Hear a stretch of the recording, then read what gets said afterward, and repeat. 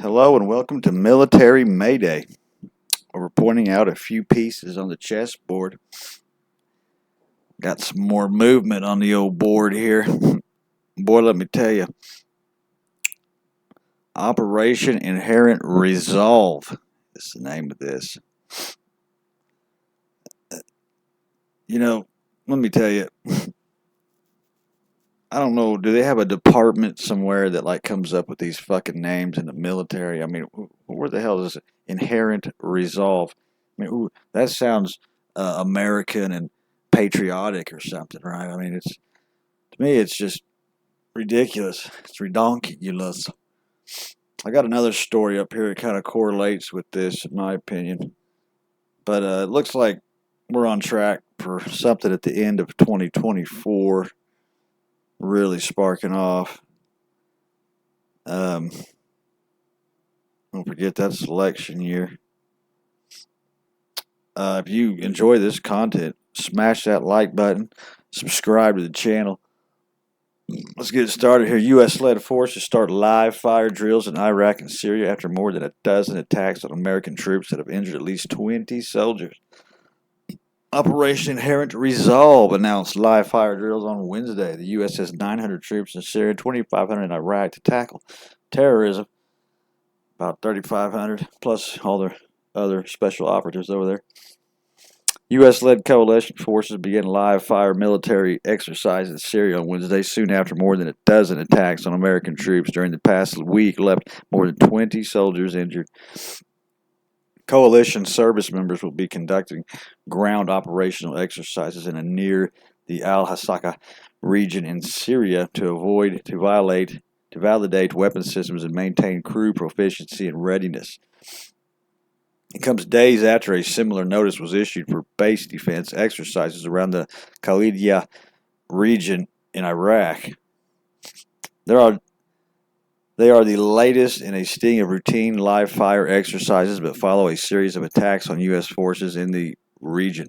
Terrorists propped up by Iran have attacked U.S. troops and their allies more than 13 times in the last week, the Pentagon revealed this week.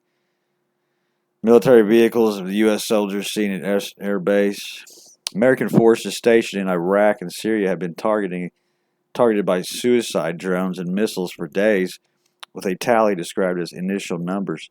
Many of the attacks have been claimed by a group calling itself the Islamic Resistance in Iraq, and Telegram channels affiliated with Shiite factions close to Iran. Islamic Resistance. Pentagon spokesman Brigadier General Pat Ryder said that the strikes were conducted with a mix of one-way attack drones and rockets.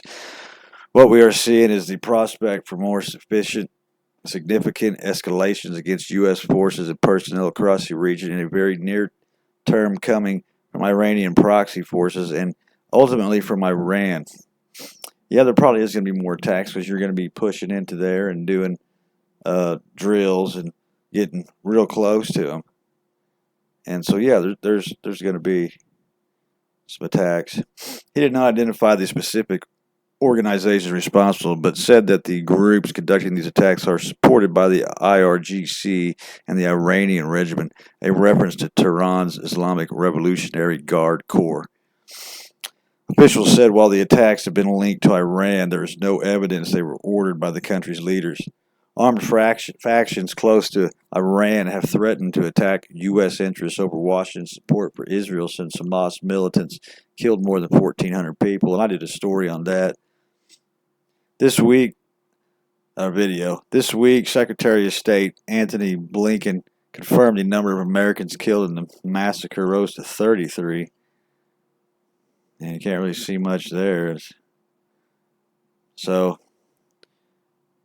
troops shoot down drone on the 18th. 2 drone strikes were intercepted on the 18th. U.S. troops stationed at Terrapon intercept 2 drones here. Okay. Israel's retaliation bombardment of Gaza has killed more than 5,000 people, most of them civilians, according to the Gaza Health Ministry. The deaths have sparked widespread anger across the Middle East. Well, yeah, you killed that many civilians that quick. and really ain't even hitting none of the terrorists. Between October 17th and 24th, U.S. and coalition forces were attacked at least 10 separate times in Iraq and 3 separate times in Syria. On October 18th, 2 drones were destroyed at al-Assad base west of Baghdad, causing minor injuries to coalition forces and some damage to the base. Prior to the strike, a U.S. contractor suffered a heart attack while sheltering during an early warning system alert for a threat that never materialized. On Friday, several rockets were launched towards a U.S. military base outside Baghdad's international airport just minutes before President Joe Biden spoke to the nation. The missiles were intercepted by an anti-rocket system. Yeah. A day earlier, the U.S. naval warship near Yemen intercepted missiles fired by Iranian-backed militants. A day after troops in Syria and Iraq defended off drone attacks, U.S. Carney shot down 2 land missiles at 3 drones fired by Iranian-backed Houthi militants in Yemen. There were no injuries on board, and no one reported on landing among civilians, and none reported on land among civilians. The United States has some 900 troops in Syria and 2,500 in Iraq as part of efforts to combat ISIS, which once held significant territory in both countries but was pushed back by local forces supported by the international airstrikes. Looks like that's the end of that story. This is the Daily Mail. They've got other stories than just military. They're really good information here. Rob Crilly, senior U.S. political reporter, and Bethan Sexton. I don't know if I pronounced that right. I'm sorry.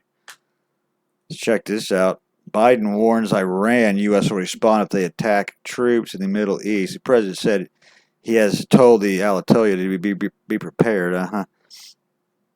Yeah, and like I said, this goes along with, I think, all this training. President Joe Biden on Wednesday issued a warning to Iran that the United States will respond if troops stationed in the Middle East are attacked. But again, Iran just doesn't go out and attack people. That's kind of the thing if you look up their history. My warning to the al-Hasakah was that if they continue to move against those troops, we will respond, and he should be prepared, Biden said during a press conference at the Rose Garden in the United States White House. At least 30 U.S. military personnel were injured from a drone and rocket attacks on military in Iraq and Syria on October 18th. Biden was asked Wednesday whether Israel's war with Hamas has escalated beyond 2 countries after the attacks on the troops. Biden said the U.S. has had troops in the region since 9/11, and recent attacks on troops has nothing to do with Israel. Okay. Biden has issued warnings to Iran after Hamas attacked Israel on October 7th. The White House has said Iran has supported Hamas over the years, although they have not found intelligence that shows Iran helped to coordinate the October 7th attack. Yeah, and they're not going to. That's the thing. They want in Iran. They want that fucking oil. They want to put a bank in there, all that stuff. All right. Again, if you enjoy this, hit that like button, subscribe. I'll try to get some more stuff out. Anyway, toodaloo.